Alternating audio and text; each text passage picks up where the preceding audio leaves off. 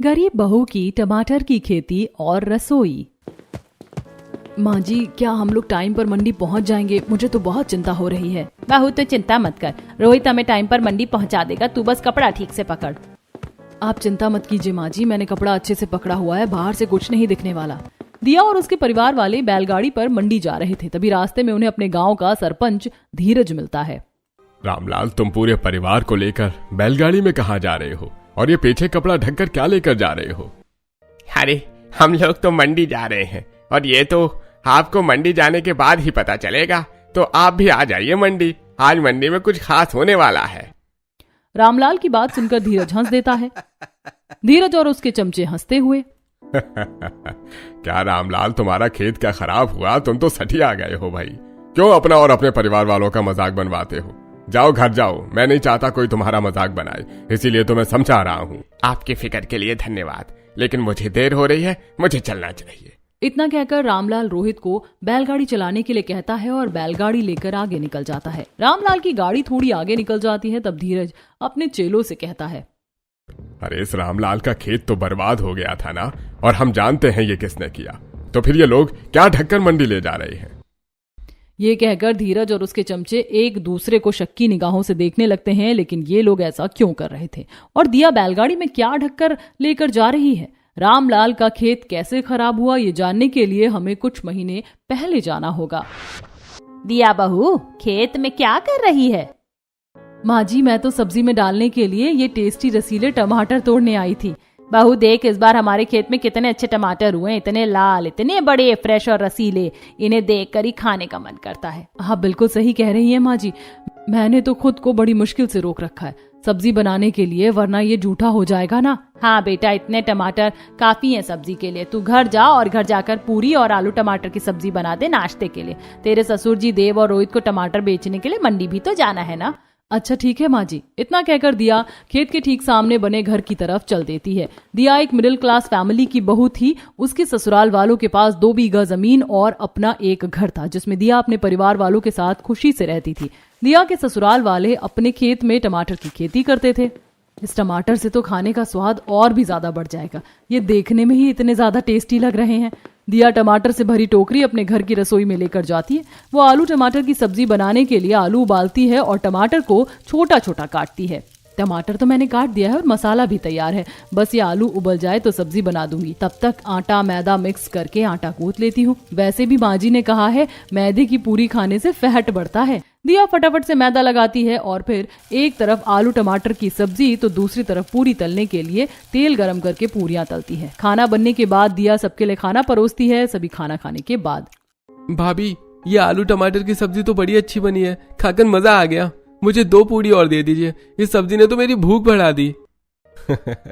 दिया, रोहित बिल्कुल सही कह रहा है, तुमने आलू टमाटर की सब्जी बहुत ही अच्छी बनाई है। हमारे खेत के टमाटर की बात ही अलग है, इस टमाटर की वजह से ही सब्जी इतनी स्वादिष्ट लगती है। दिया के परिवार वाले मजे से अपना खाना खाते हैं। खाना खाने के बाद, शायद आज दिया बहू ने इतनी अच्छी सब्जी बनाई कि आप लोगों ने ज्यादा खाना खा लिया, लेकिन मैं आपको याद दिला दूं कि मंडी जाने का समय हो गया है। जाइए आप लोग मंडी में टमाटर बेच कर आइए। हाँ, भाग्यवान हम लोग बस जा ही रहे हैं, तुम परेशान क्यों होती हो? रामलाल और उसके दोनों बेटे टमाटर की टोकरी को बैलगाड़ी में उठा उठा कर रखते हैं। तभी रोहित कहता है, माँ, आप सारी टमाटर की टोकरी बेचने के लिए बैलगाड़ी में ही रखवा रही हैं या आपने घर में खाना बनाने के लिए भी टमाटर रखा है? रोहित बेटा, हमारे घर की रसोई टमाटर के बिना अधूरी है। मैंने घर के लिए पहले ही टमाटर तोड़कर टोकरी में रख लिया था, तो चिंता मत कर। दिया और उसके ससुराल वालों को टमाटर खाना बहुत अच्छा लगता था। वो सब्जी में टमाटर डालकर खाना पसंद करते थे और अगर घर में चिकन बन जाए तो सलाद में टमाटर होना जरूरी था। माँ, हमने टमाटर की सारी टोकरी बैलगाड़ी में रख ली है, हम लोग मंडी से होकर आते हैं। ठीक है, आप लोग अच्छे से जाइए और जल्दी से घर वापस आइए। देव, रोहित और रामलाल तीनों टमाटर बेचने के लिए मंडी चले जाते हैं। मंडी में पहले ही लोगों की भीड़ लगी हुई थी। गांव के दूसरे लोग जो अपने खेत में टमाटर उगाते थे, वो भी अपना टमाटर बेचने के लिए मंडी आए हुए थे और इन लोगों में गांव के सरपंचों में से एक धीरज भी था। अरे साहब, इस बार हमारे खेत में टमाटर की खेती बहुत अच्छी हुई है, देखिए कितने लाल लाल टमाटर हैं। भाई, तुम्हारे टमाटर तो अच्छे हैं, लेकिन ये काफी छोटे छोटे हैं। और देखो ना, ये सारे के सारे टमाटर लाल भी नहीं हैं, इनमें से कुछ कुछ हरा भी है। सब्जी के व्यापारी धीरज से बात कर रहे थे कि तभी रामलाल और उनके बेटे अपनी बैलगाड़ी में ताजा रसीले बड़े बड़े टमाटर लेकर आ जाते हैं। रामलाल के खेत का टमाटर इतना सुंदर था कि वो खुद ब खुद सब्जी व्यापारी का ध्यान खींच लेता है। सब्जी व्यापारी धीरज को छोड़कर रामलाल के पास जाते हैं। अच्छा हुआ रामलाल तुम आ गए, मैं तो कब से तुम लोगों के आने का इंतजार कर रहा था। अरे वाह, इस बार तो तुम्हारे टमाटर पिछली बार से ज्यादा बड़े, लाल और फ्रेश भी हैं। बिल्कुल आपने सही कहा मालिक, इस बार माता रानी की कृपा से टमाटर की खेती बड़ी अच्छी हुई है। अरे रामलाल, मैं तुमसे ही टमाटर खरीदूंगा, तुम्हारे टमाटर की बात ही अलग है। अगर आपको हमारा टमाटर पसंद आया है तो आप 100 रुपए किलो में हमारा टमाटर खरीद सकते हैं। अरे भैया, आप लोगों से मैं क्या मोल भाव करूं? आपके इतने अच्छे टमाटर के लिए मैं आपको मंडी के रेट से 3 गुना ज्यादा पैसे दूंगा, लेकिन आपको मुझे अच्छा और फ्रेश टमाटर ही देना होगा। आप चिंता मत कीजिए, हम लोग हमेशा आपको सबसे अच्छे टमाटर ही भेजेंगे। रामलाल और उसके बेटों को सब्जी के व्यापारी को टमाटर बेचते देखकर धीरज जल भुन जाता है। अरे वाह रामलाल, तुम्हारे टमाटर तो मंडी में आते ही बिक गए।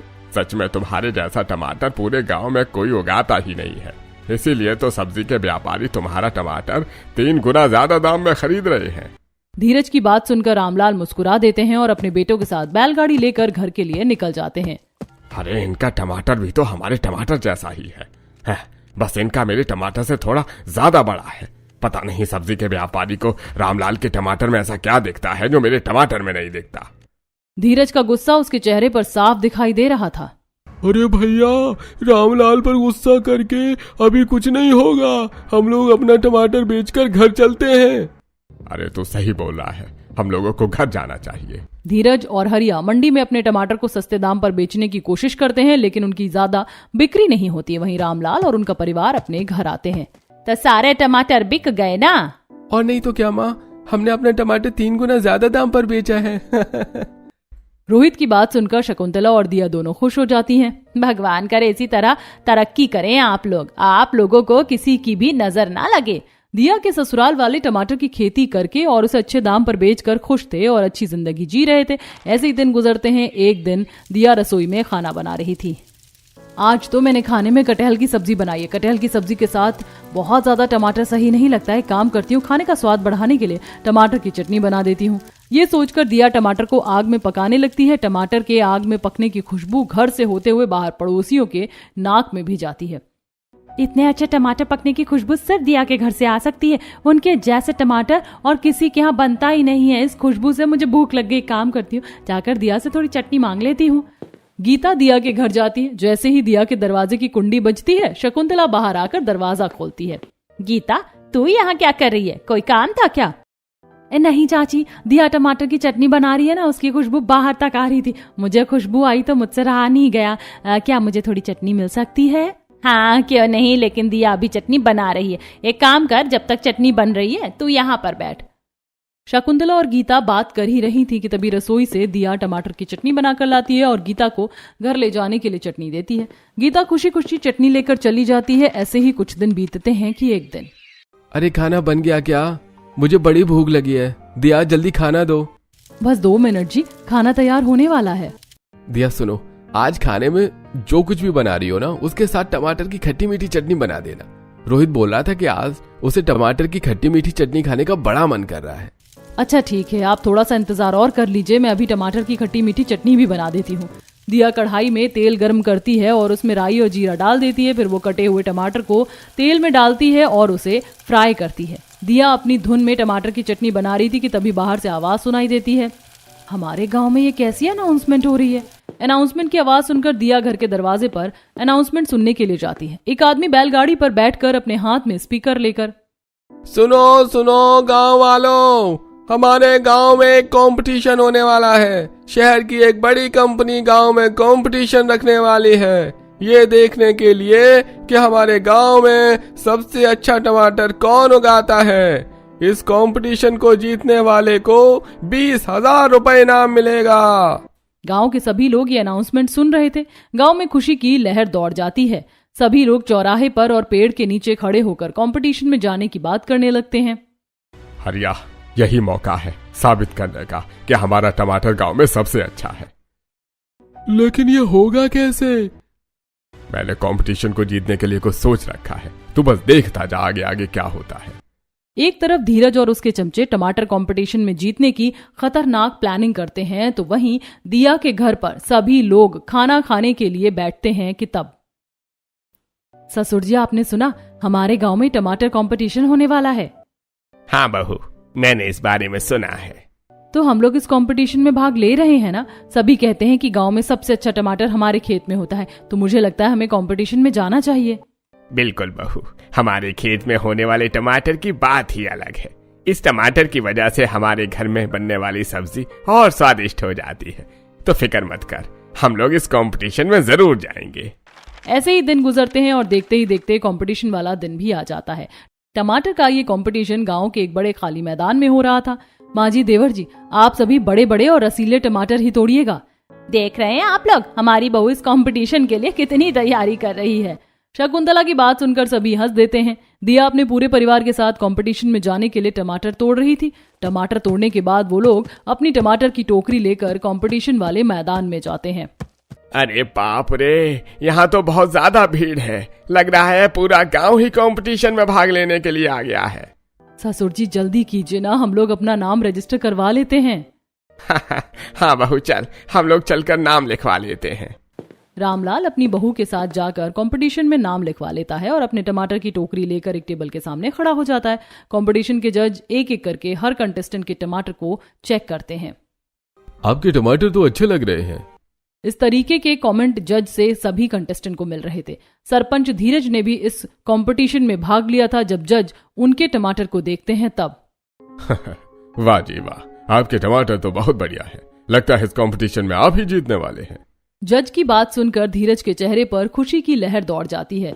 जज मुस्कुराते हुए आगे बढ़ता है और जैसे ही वो रामलाल के टमाटर को देखता है उसकी आंखें फटी की फटी रह जाती हैं। क्या रंग है, क्या ताजगी है। इसे कहते हैं असली टमाटर, लाल लाल बड़ा बड़ा, इतना रसीला कि खाने का मन करता है। कंपटीशन के जज रामलाल के टमाटर को खाकर चेक करते हैं और उन्हें उनका टमाटर बहुत ही ज्यादा पसंद आता है। रामलाल जी आज के कंपटीशन के विजेता हैं, क्योंकि उनका टमाटर पूरे गांव में सबसे अच्छा है और आज की कंपटीशन में रखा गया इनाम भी इन्हें ही जाता है। ये हम लोग जीत गए। दिया और उसके परिवार वाले बहुत ही ज्यादा खुश थे। वो लोग खुशी खुशी अपना इनाम लेकर घर चले जाते हैं और धीरज बस गुस्से में दांत पीसता रह जाता है। ये रामलाल और इसका परिवार हर जगह मुझसे आगे निकल रहा है। मुझे इनका कुछ न कुछ तो करना होगा। रामू, हरिया, सुनो, तुम लोग पूरे गांव में अफवाह फैला दो कि रामलाल अपने टमाटर को लाल और बड़ा करने के लिए दवाई डालता है। धीरज की बात मानकर हरिया और रामू पूरे गांव में अफवाह फैला देते हैं। अरे ओ दिया, मैंने सुना है तुम लोग अपने टमाटर को बड़ा और लाल करने के लिए उसमें दवाई डालते हो। ये सब करते हुए तुम लोगों को शर्म नहीं आती? ये सब कौन बकवास कर रहा है? गांव में तो सभी लोग यही बात कर रहे हैं। गांव में उड़ी अफवाह को सुनकर दिया को बहुत गुस्सा आता है। वो शहर में अपने चाचा के बेटे को बुलाती है। देखिए गांव वालों, अगर इसमें इंजेक्शन या केमिकल होता तो इसका अंदरूनी हिस्सा गल चुका होता। देखिए, इस टेस्ट का किट का रंग नहीं बदला। इसका मतलब है कि ये टमाटर पूरी तरह शुद्ध और प्राकृतिक है। इसमें कोई दवाई नहीं है, बल्कि ये तो विटामिन से भरपूर है। अपने टमाटर की टेस्टिंग करवाकर पूरे गांव में साबित कर देती है कि उनके नाम से जो अफवाह उड़ाई जा रही थी वो झूठी है। दिया के सब साबित कर देने के बाद गीता उनके घर आती है। मुझे माफ कर देना, मैं भी गांव वालों के बहकावे में आ गई थी। एक तरफ दिया ने अपने परिवार वालों को झूठी अफवाह से बचा लिया था, तो वहीं चौराहे पर बैठा सरपंच धीरज गुस्से में था। ये रामलाल का परिवार फिर से बच गया। मुझे इनका कुछ न कुछ फुल एंड फाइनल करना पड़ेगा। ऐसे ही दिन गुजरते हैं। एक दिन रामलाल के घर पर दूसरे गांव से उनके रिश्तेदार उन्हें अपनी बेटी की शादी में न्योता देने के लिए आए थे। अरे आप लोग इतनी दूर से हमें शादी का न्योता देने के लिए आए। हम लोग आपकी बेटी की शादी में जरूर आएंगे। अच्छा ठीक है, तो मैं चलता हूँ। आप लोग ऐसे नहीं जा सकते, खाना खाकर जाइए। मैंने आप लोगों के लिए टमाटर आलू की सब्जी और पूरी बनाई है। दिया बंसीलाल और उनके साथ आए लोगों को नाश्ता करवाती है। दिया के हाथ का बना खाना खाकर सभी खुश हो जाते हैं। अरे वाह बिटिया, तुमने तो बहुत ही स्वादिष्ट खाना बनाया है और ये टमाटर आलू की सब्जी तो खाने में बड़ी अच्छी लग रही है। ये सब्जी अच्छी लगेगी क्यों नहीं, इसमें हमारे खेत के ताजे टमाटर जो डले हुए हैं। रोहित, जा हमारे खेत से एक टोकरी टमाटर तोड़ कर ले आ। सभी खाना खा लेते हैं। बंसीलाल जैसे ही घर के लिए निकलते हैं वैसे ही रामलाल उन्हें टमाटर की टोकरी अपने साथ ले जाने के लिए देते हैं। ऐसे ही दिन गुजरता है और देखते ही देखते शादी का दिन आ जाता है। रामलाल अपने पूरे परिवार के साथ शादी में जाने के लिए निकलते हैं। तभी रास्ते में उनकी मुलाकात सरपंच धीरज से होती है। आप लोग कहाँ जा रहे हैं? हम लोग तो अपने रिश्तेदारी की शादी में दूसरे गांव जा रहे हैं, 2 दिन बाद लौटेंगे। इतना कहकर रामलाल अपने परिवार के साथ आगे चले जाते हैं। यही मौका है हरिया, रामू, रामलाल को बर्बाद करने का। धीरज अपने चमचों के साथ मिलकर प्लान बनाता है और रात के अंधेरे में अपने साथ 2 जंगली बैल लाकर उन्हें रामलाल के खेत में छोड़ देता है। बैल कूद कूद कर रामलाल का पूरा खेत खराब कर देते हैं। कुछ देर पहले जो लाल टमाटर से लदा हुआ खेत था वो पूरी तरह से बर्बाद हो जाता है। लीजिए सरपंच जी, हमारा काम तो हो गया। हमने रामलाल का पूरा खेत खराब कर दिया। अभी कहा, जब मैं ये जहरीला पानी उसके खेत में डालूंगा तब जाकर रामलाल बर्बाद होगा। धीरज रामलाल के खेत के नाले में एक नीले रंग के पानी की बोतल खोलकर उसका जहरीला पानी नालों में छोड़ देता है। बाकी का काम ये जहरीला पानी कर देगा। यह पानी पूरे खेत को बर्बाद कर देगा और रामलाल चाहे कितनी कोशिश कर ले, इस खेत में वो अब टमाटर की खेती नहीं कर पाएगा। जहरीले पानी की वजह से रामलाल का पूरा खेत खराब हो जाता है। 2 दिन बाद जब रामलाल और उनके परिवार वाले रिश्तेदार की शादी से दूसरे गांव से वापस लौटते हैं तो अपने खेत की हालत देखकर उनके पैरों तले जमीन खिसक जाती है। ये क्या हो गया? कैसे हो गया? किसने हमारा खेत बर्बाद कर दिया? हे भगवान, हम तो लुट के ही बर्बाद हो गए। हमारा पूरा संसार उजड़ गया। अब हम लोग क्या करेंगे? अपने उजड़े हुए खेत को देखकर दिया के ससुराल वालों का रो रो कर बहुत बुरा हाल था। लेकिन इन सब के बीच रामलाल बिल्कुल चुपचाप खड़े थे। माँ जी, ससुर जी इतने चुप क्यों हैं? ये कुछ बोल क्यों नहीं रहे? कहीं इन्हें सदमा तो नहीं लग गया? ए जी, कुछ बोलिए ना। आप इतने चुप क्यों हैं? कुछ बोल क्यों नहीं रहे? ये कहकर जैसे ही शकुंतला रामलाल का हाथ पकड़कर उन्हें हिलाती है वैसे ही रामलाल को हार्ट अटैक आ जाता है और वो अपने सीने पर हाथ रखकर बेहोश हो जाते हैं। देव जी, रोहित देखो ना, बाबूजी को क्या हो गया? हमें जल्दी से इन्हें हॉस्पिटल लेकर जाना होगा। रामलाल के बेहोश हो जाने से उनके परिवार के लोग और घबरा जाते हैं। देव और रोहित खुद को जैसे तैसे संभाल कर रामलाल को बैलगाड़ी में हॉस्पिटल लेकर जाते हैं। हॉस्पिटल ले जाने के बाद डॉक्टर रामलाल को चेक करते हैं और कहते हैं, देखिए, आपके पिताजी को हार्ट अटैक आया था। यह हार्ट अटैक ज्यादा बड़ा नहीं था, इसलिए वो ठीक है, लेकिन आप लोगों को उनका अच्छे से ख्याल रखना होगा।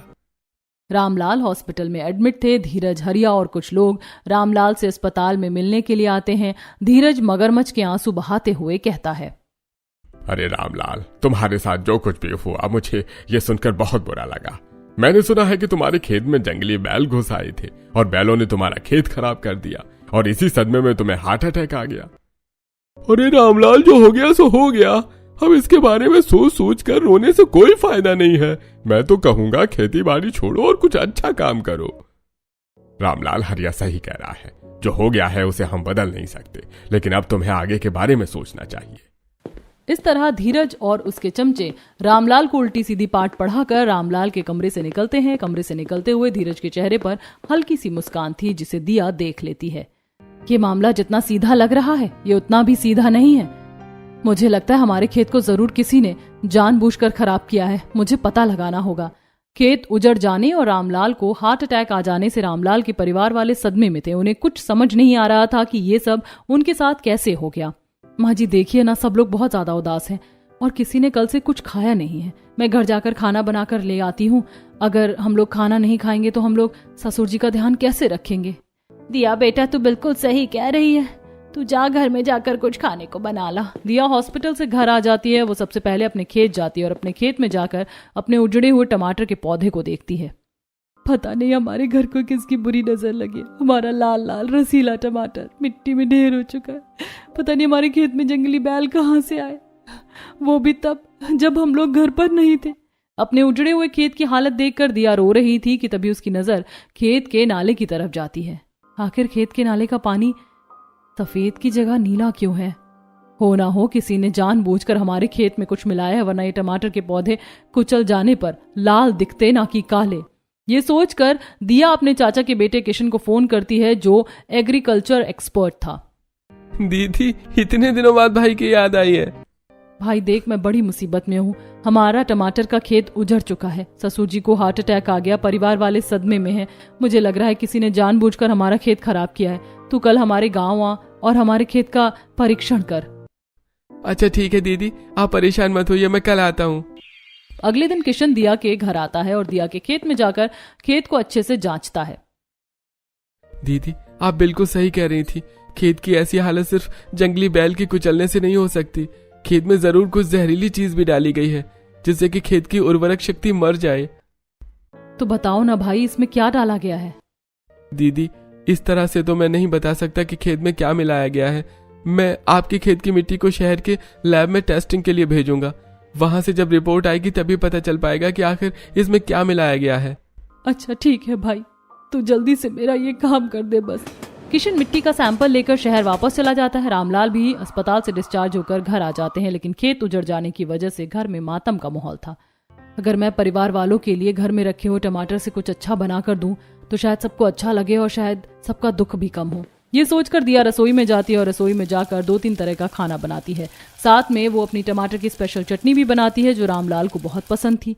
जब सभी लोग खाना खाने के लिए बैठते हैं तब, अरे बहू, तूने ये क्या बना दिया? ये टमाटर हमारे गले से नीचे नहीं उतरेंगे।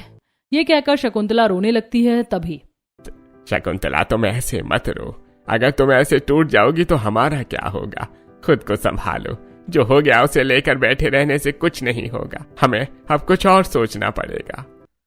पिताजी बिल्कुल सही कह रहे हैं। वैसे भी पिताजी के इलाज में काफी पैसे खर्च हो गए। हमारी अभी तक जो भी कमाई थी वो पिताजी के इलाज में खर्च हो गई। पिताजी मुझे लगता है कि हम दोनों भाइयों को अब शहर जाकर नौकरी ढूंढनी चाहिए। देव और रोहित, तुम दोनों बिल्कुल सही कह रहे हो। तुम लोग कल ही शहर चले जाना। अगले दिन देव और रोहित नौकरी ढूंढने के लिए शहर चले जाते हैं। वो कई जगहों पर जाकर नौकरी की बात करते हैं, लेकिन ज्यादा पढ़े लिखे ना होने की वजह से उन्हें कोई भी नौकरी नहीं देता। भैया, शहर में नौकरी ढूंढना जितना हमने आसान सोचा था ये तो उससे बहुत ज्यादा मुश्किल है। छोटे तू बिल्कुल सही कह रहा है, लेकिन अब क्या करें?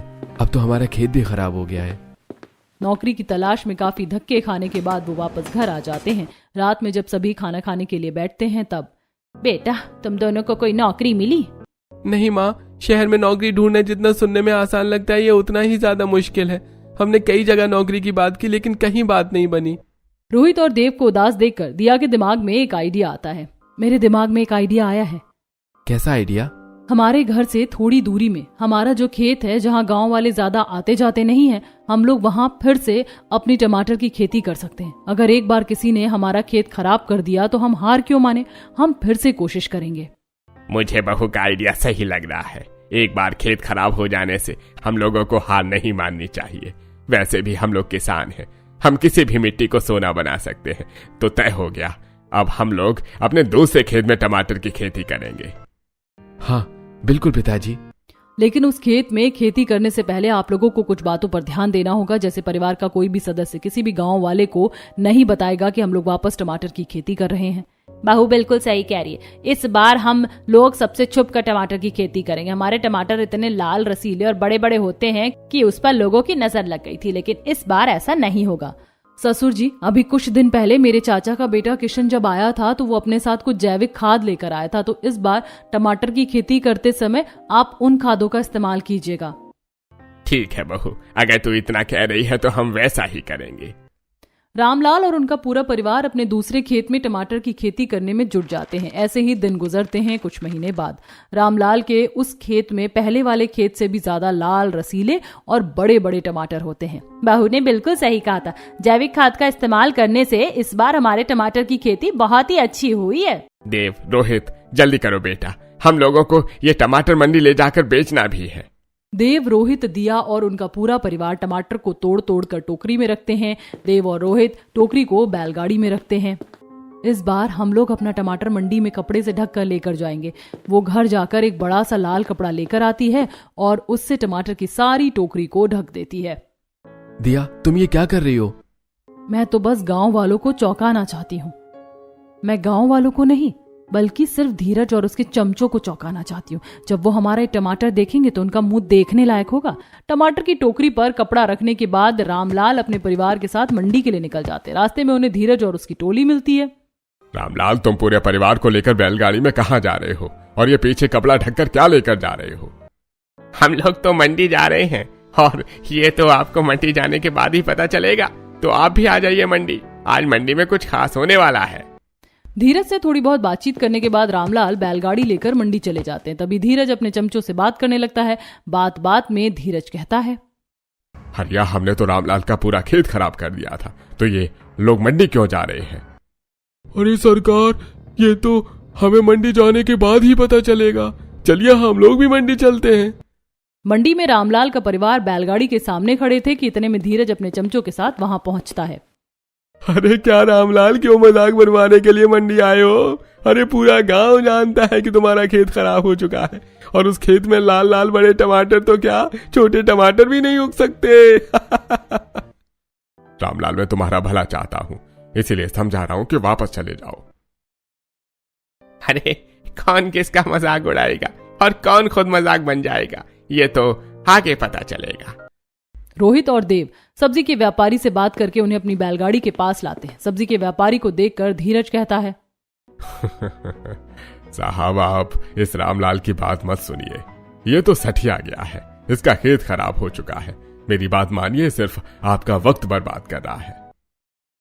अरे रामलाल, ये लोग सही कह रहे हैं। बड़े साहब, आप इनकी बात छोड़िए और ये देखिए।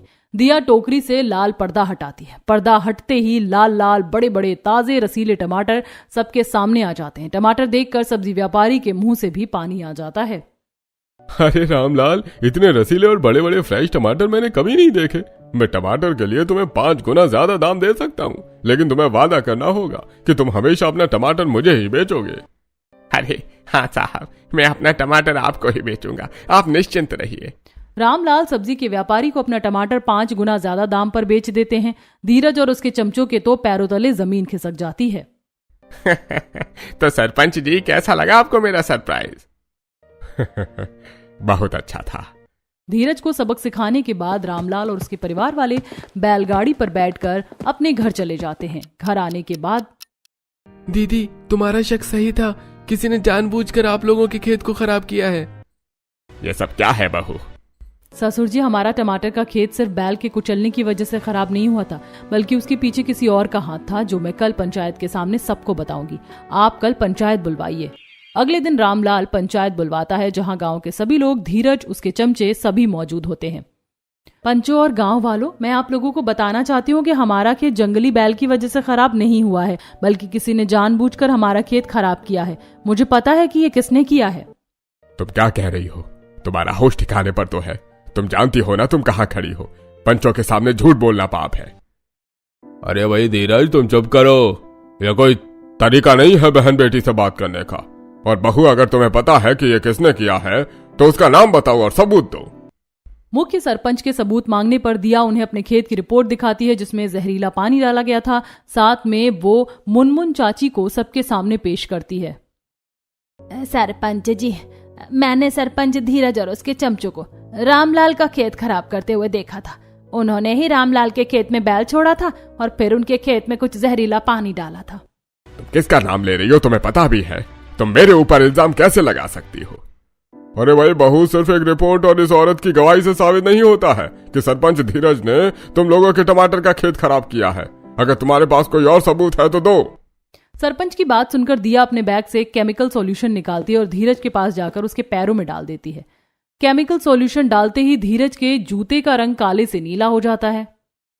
ये सब क्या है बहू? सरपंच जी, कल मैं और मेरा परिवार मंडी में अपने दूसरे खेत में उगाए टमाटर बेचने के लिए गए थे। मुझे यकीन था कि जिस इंसान ने हमारा टमाटर का खेत बर्बाद किया है, वो हमारे कल वाले टमाटर देखने के बाद हमारे दूसरा खेत भी जरूर खराब करेगा, और ऐसा ही हुआ। कल रात जब मैं अपने खेत गई थी तो कोई मेरा पीछा कर रहा था। लेकिन इन सब में इस नीले रंग का क्या मतलब है? सरपंच जी, मैं जानती थी ये होगा, इसीलिए मैंने हमारे दूसरे खेत में एक इनविजिबल केमिकल डाला था। तो जो इंसान मेरा पीछा कर रहा था उसके पैर में वो केमिकल लग गया, और अब जो मैंने सॉल्यूशन डाला है तो उसके जूते का रंग नीला हो गया। ये सरपंच धीरज के पैर नीले हैं। इसका मतलब है कि कल वही मेरा पीछा कर रहे थे और उन्होंने ही हमारा खेत खराब किया है। सरपंच जी, मैं सच कह रही हूँ, मैंने उस दिन अपनी आंखों से धीरज को ही ये सब करते देखा था। धीरज, सारे सबूत तुम्हारे खिलाफ हैं। अभी भी टाइम है, तुम अपनी गलती मान लो। धीरज हर तरफ से फंस गया था, इसीलिए वो सबके सामने अपनी गलती मान लेता है। रामलाल, मुझे माफ कर दो। मुझसे बहुत बड़ी गलती हो गई। मैं जलन की आग में अंधा हो गया था। मुझे तुम्हारे साथ ऐसा नहीं करना चाहिए था। धीरज, तुम जैसे लोगों की वजह से कोई किसी के ऊपर विश्वास नहीं करता। एक तरफ तुम मेरे हिमायती बने फिरते थे और दूसरी तरफ मुझसे ही जलते थे। सरपंच जी, मुझे न्याय चाहिए। मैं इस आदमी को माफ नहीं करूंगा। अरे भाई, अब क्योंकि धीरज ने अपनी गलती मान ली है, इसलिए मैं धीरज को सरपंच के पद से हटाता हूँ और उसे गांव से निकाल देता हूँ। धीरज, आज के बाद तुम और तुम्हारे चमचे हमारे गांव से दूर रहेंगे।